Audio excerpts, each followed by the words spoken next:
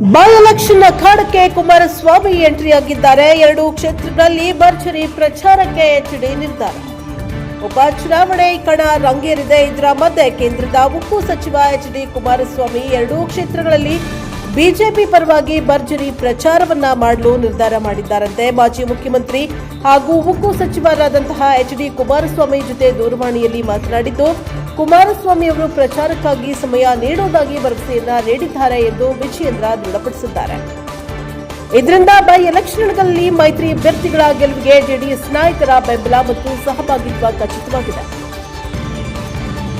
HDK ಪ್ರಚಾರಕ್ಕೆ ಬಂದೇ ಬರ್ತಾರೆ. ಬಾಗಲಕೋಟೆ ಮತ್ತು ದಾವಣಗೆರೆ ದಕ್ಷಿಣ ಕ್ಷೇತ್ರಗಳ ಉಪಚುನಾವಣೆಯಲ್ಲಿ ಮೈತ್ರಿ ಧರ್ಮ ಕಾಪಾಡಿಕೊಳ್ಳಬೇಕಿದ್ದು, 2 ಕ್ಷೇತ್ರಗಳಲ್ಲಿಯೂ ಕೇಂದ್ರದ ಮಾಜಿ ಸಚಿವ ಎಚ್ಡಿ ಕುಮಾರಸ್ವಾಮಿ ಪ್ರಚಾರವನ್ನ ನಡೆಸಲಿದ್ದಾರೆ ಎಂದು ಜೆಡಿಎಸ್ ಯುವ ಘಟಕದ ರಾಜ್ಯಾಧ್ಯಕ್ಷ ನಿಖಿಲ್ ಕುಮಾರಸ್ವಾಮಿ ತಿಳಿಸಿದ್ದಾರೆ.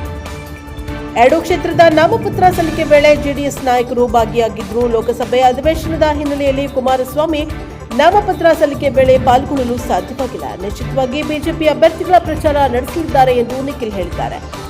ಸಾದಿಕ್ ಮನವೊಲಿಸುವಲ್ಲಿ ಸಿಎಂ ಸಕ್ಸಸ್ ಉಪಕದನ ದಿನೇ ದಿನೇ ಕಾವಿರ್ತಾ ಇದ್ದು, ದಾವಣಗೆರೆ ದಕ್ಷಿಣ ಕ್ಷೇತ್ರವನ್ನ ಗೆಲ್ಲಲು ಕಾಂಗ್ರೆಸ್ ಶತ ಪ್ರಯತ್ನ ಮಾಡ್ತಾ ಇದೆ. ಇದೀಗ ಬೆಣ್ಣೆನಗರಿ ಬಂಡಾಯವನ್ನ ಕರಗಿಸುವಲ್ಲಿ ಸಿಎಂ ಸಿದ್ದರಾಮಯ್ಯ ಯಶಸ್ವಿಯಾಗಿದ್ದಾರೆ. ಸಾದಿಕ್ ಮನವೊಲಿಸುವಲ್ಲಿ ಸಿದ್ದರಾಮಯ್ಯ ಸಕ್ಸಸ್ ಆಗಿದ್ದಾರೆ. ಬೆಂಗಳೂರಿನಲ್ಲಿ ಸಿಎಂರನ್ನ ಭೇಟಿಯಾಗಿದ್ದ ಸಾದಿಕ್ ಬಳಿಕ ಡಿಕೆಶಿಯನ್ನು ಕೂಡ ಭೇಟಿ ಮಾಡಿದ್ದಾರೆ.